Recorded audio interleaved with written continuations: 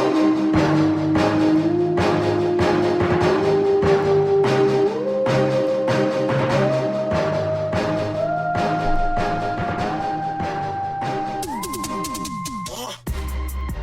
right, folks, I'm back with another edition of the Red and White Podcast. And I want to say thanks to Millie Vaughn for the intro music. I really like that beat. You also check it out if you haven't seen it or heard it on SoundCloud. Link's been, I think it's in my description, but I'll put it again in the description of the podcast. It's got some good beats there. This is a random side note, but I've always wished that I could create a track that became a one-hit wonder. That's it. Just one good song that everybody listens to. I think that'd be really cool. But all right, we're back with the People's Edition of the podcast. I think a lot of y'all liked that, and to be honest, it helps me. It helps me with without having a co-host. The people get to be my co-host. So here we are. I asked a question out on Twitter. I said, has this team, mid-season review, has this team exceeded or met your expectations? And what do you feel like going forward? And I got some really good comments, and to no surprise, I think there's some intelligent listeners of this podcast. So thank you. Thank you for participating.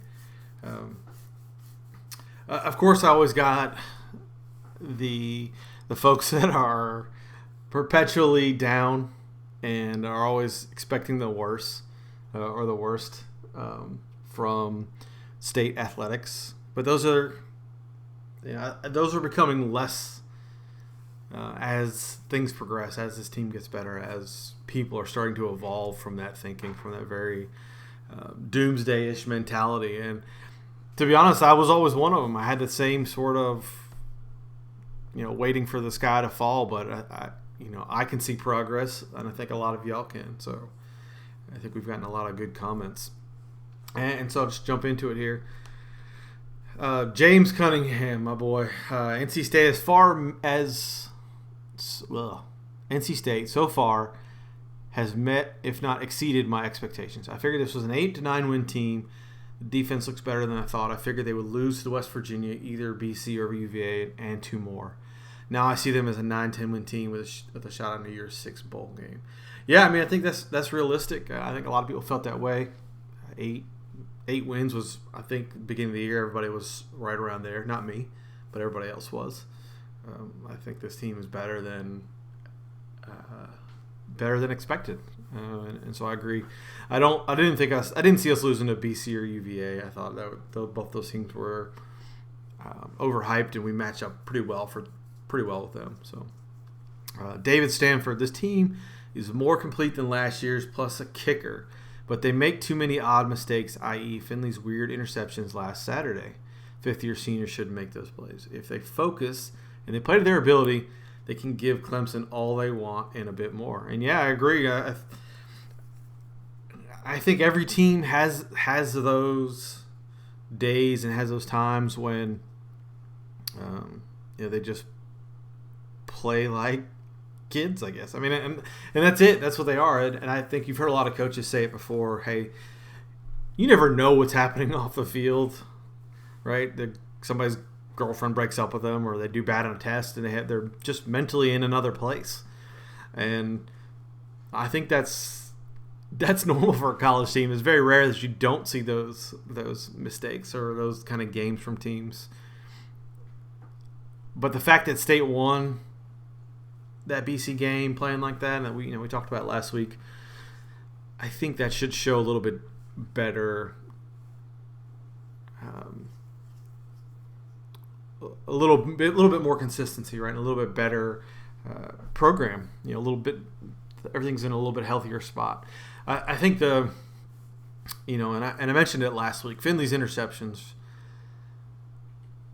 and leading up to that, I said it after the UVA game. I thought he made some aggressive throws, and maybe not the smartest throws. He threw into some coverage that he probably shouldn't have. And I think at BC that came back to bite him. And luckily it didn't come back to bite the team. But, he's definitely got to keep that under control. And for the most part he does. He takes some aggressive throws, and that's fine. But maybe the dumb throws are the ones that are more concerning. I think he was trying to throw it out of bounds, but the one in the red zone that defensive end picked. I mean, that was just a terrible throw. It was just a bad play. And so, yeah, don't make those mistakes. My man Tucker, expectation was having 8-4 win season, winning shootouts versus schedule that looked better. West Virginia, FSU, or an FSU not headed for 5-7. Defense and specifically the front four as a group have been better than anyone could have expected, I think. Raising the ceiling of this team to a top 10 quality. Yeah, I agree. I think that's also part of what we're seeing. And maybe it's this team has met the expectations, but the rest of the league has been pretty shitty. Nobody expected FSU to be this bad, and expected Louisville to be this bad. I think very few and far between. We've gotten a lot of comments about the West Virginia, and I'll address that in a second. The second half of Tucker's tweet, still don't think we've seen the offense max out, having multiple score leads each fourth quarter and being in close games in ground mode. 10-2 feels like the low end. BC is as sloppy as they're going to play and still beat a bowl team. Yeah, I agree. I think that's it. I think BC was probably as bad as we'll see this team play. At least that's what I hope. And so moving forward, everything should get better. The BC thing, too, wasn't like BC beat us into those bad plays. I think the one interception the linebacker made was a great play. He dropped back into coverage, and I think you saw the Patriots. Hightower did that against Mahomes last night, too. Basically the same exact thing. Faked the blitz, dropped back into zone. Mahomes didn't pick it up, and Finley didn't pick it up either, and they threw the almost exact same interception on what it looked to be like a little slant route. So good play there. Other than that, I don't think BC beat us into making mistakes. I think we just made some mistakes. And this team is, in my opinion, better than that, and they will get better, and they'll show out a little bit more. So I'm not too concerned about teams making us make those mistakes. It's can we keep from beating ourselves? And I think they will. Regarding West Virginia, we got a few comments about that. And Jared Owen says it in his tweet. Almost impossible question for me to answer. So many of my expectations revolved around team's performance in the West Virginia game. I think we've played a good football against some decent teams, but still feels like we have no good point of reference. Yeah, understandable, but I think Virginia, and so to be fair, Jared's tweet was before the Virginia beat Miami. But we said it all along. I think Virginia and BC are decent teams, and they have some dynamic playmakers that I think are a pretty good frame of reference. I mean, I think Bryce Perkins is a very good quarterback for Virginia. At least he challenges a defense with his running ability. And even though BC didn't have A.J. Dillon, they still have other playmakers. And, I thought Grimes looked really good for them. And if their wide receiver holds on to a couple of balls, I mean, it's, he can play too. So, yeah, it's hard to say, but West Virginia just lost to Iowa State, and Iowa State just dismantled them. If you look at the box score, I think West Virginia had 130 yards or 170 yards offense in that game, which is unbelievable. But it's what we've been saying the whole time. They hadn't really played anybody. They got super hyped because they have Will Grier, but Grier threw three interceptions, I think, that game. And, Iowa State had the answer for him. And Iowa State's, they're Iowa State, right? Granted, they've lost to good teams this year, but they're still Iowa State, and they just dismantled West Virginia. So I'm not sure we should have been, air quotes, scared of that game. I'm not sure many Wolfpack fans were scared of that game. Realistically, I know that was the kind of the narrative around it, but I don't know, man. I felt pretty good going into that game. John Tart, the legendary JT, nice Twitter handle. I think it's hard to say we would have had a good evaluation after playing the toughest team on the schedule to this point, West Virginia, but played BC instead, who was probably a bit overrated. Still think UVA is underrated in their division. I'm skittish. Yeah, I think that's right. I think that's the same thing. I mean, BC a little overrated, UVA a little underrated, but I think State pretty much dominated both those games. Now, even though maybe the scores don't reflect it, you watch those games, and neither one of those teams had a real chance. This team is 11-1 good. BL Pack 90. Got to stay healthy and focused. And I think that is the biggest concern. Can you stay focused? Can you keep yourself from making those mistakes? I think so. I think they've kind of showed that a little bit, beating, again, I hate to keep saying this every time. Hey, we've played JMU. JMU's a good team. They've averaged something like 50 points a game since our game, and Marshall's not bad. And be able to go to Marshall and win that game, and pretty much control it. I think these are signs. Maybe they're not the whole picture, but at least it shows that this team can stay focused. And give Doeren credit, man. Almost every year since he's been here, his teams have played well on the road, and they've been able to stay focused. And I think that's important. And so I agree with you, BL Back. I think that's important. Jody, offense is exceptional despite an off game for Finley against BC. Glad to see the running game take off. Finally, thanks to Person and Gillespie. Harmon is on fire. Definitely exceeding expectations. Easily a 10-win team, provided they don't make stupid mistakes. One thing I've had an interesting thought about the offense, at least interesting to me. But my one thought about the offense is we haven't really seen them hit big plays. Haven't seen them hit many deep shots over the top. And I'm not sure if that's by design. Could be maybe they don't need to take those risks. And I think that's part of what a lot of people are seeing. We're saying offense is good, but we haven't dominated. And I think you're probably referring to that, maybe not intentionally, but being able to score at will. They've taken long, methodical drives, which is the approach I think they want to take, because they know that they can do that and they can score. But I think as fans, we kind of want to see those high impact plays and being able to take control quickly. I think they have the talent to do that. I don't think they've tried to do that. A few shots down the field, sure. It seems like Harmon's always leaving his feet to catch balls, which is fine. He makes the catches. But I think we all want to see that those big plays. Maybe that's just selfish. I'm not sure if that's by design or not. And the running game take off. Yeah, I think the O-line is starting to click a little better. And there's no coincidence, and I posted a screenshot and a GIF of this on Twitter a couple weeks back. Sculthorpe getting more PT. There's definitely a correlation to that and the running game success, because dude is just laying people out. He's just mauling them, and you see that down the field. Watch his second level blocks. He's putting guys in the ground, and that's really opening up holes for these guys. And I think that's starting to develop a little bit. I've been really impressed with him. The O-line in particular has been playing really well, and I think that's going to be an interesting we'll talk about it more in the next episode, but it's going to be an interesting matchup with Clemson.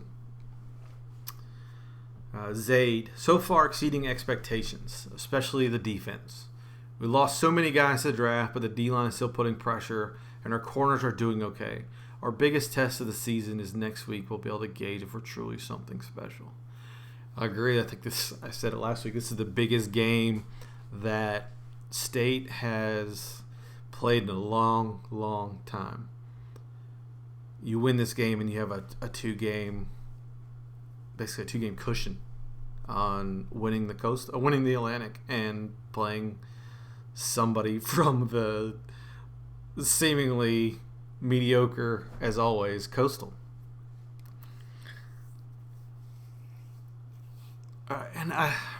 We've also talked about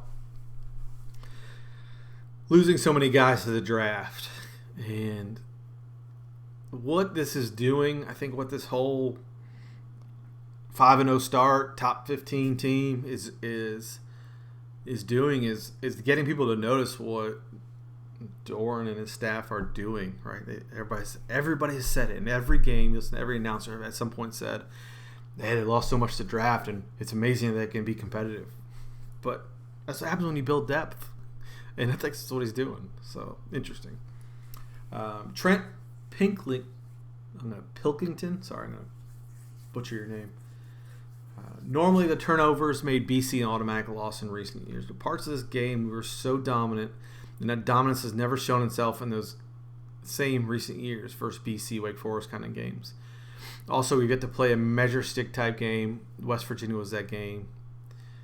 He also goes on, with that said, and with the whole ACC being down from normal, this team is good enough to win every game, all barring a Clemsoning-style letdown that we have experienced in the past. We have the potential to dominate every team but Clemson.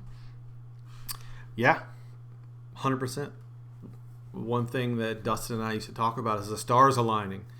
I think it was 2006 when the stars aligned for Wake Forest. And teams were bad and they were okay, a bunch of seniors, and ended up winning the conference, right? Win the Atlantic.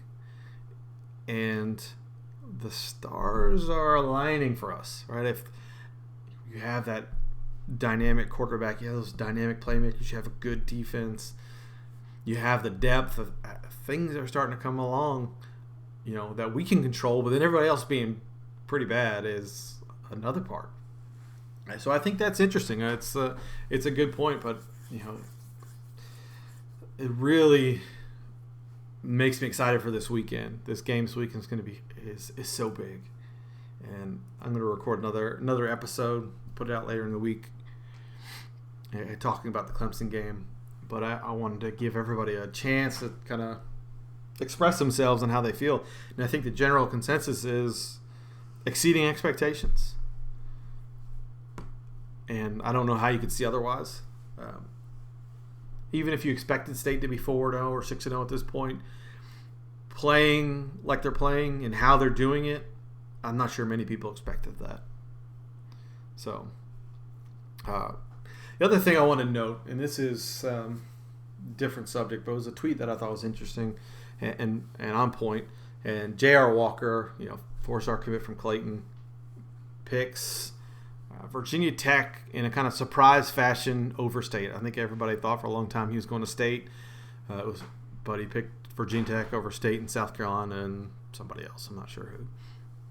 But Jay Kumar, the real Jay Kumar, he said, I don't know, but regardless, this is marked change in where it's shocked that we lose a recruit to Virginia Tech.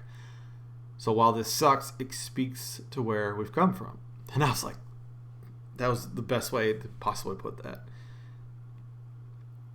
Now you're competing with Virginia Tech's and Tennessee's and Clemson's for players. And you're not competing with ECU's and App States. And not to say we always were, but the guys that we're signing now are at a whole different level. They have more scholarship offers, big programs, and you're starting to see that play out. And so, I thought it was an interesting point. Hey, we lost a kid to Virginia Tech. Can you hate him? He went to Virginia Tech, Notre Dame. I think that was probably a huge electric atmosphere, all that jazz, and maybe got caught up in excitement. I imagine it's probably still a ways to go before this one's over. But regardless, all right, you're that's a perfect glass half full tweet, right? That's the right thought. But that's it. I think everybody's mid-season reviews pretty much, we're feeling pretty good right now. Top 15. So, as always, thanks for your input. It helps. And we'll be back. I'll be back later in the week with a little bit of a Clemson preview and get everybody's thoughts on that as well. But as always, go Pack, and thanks for listening.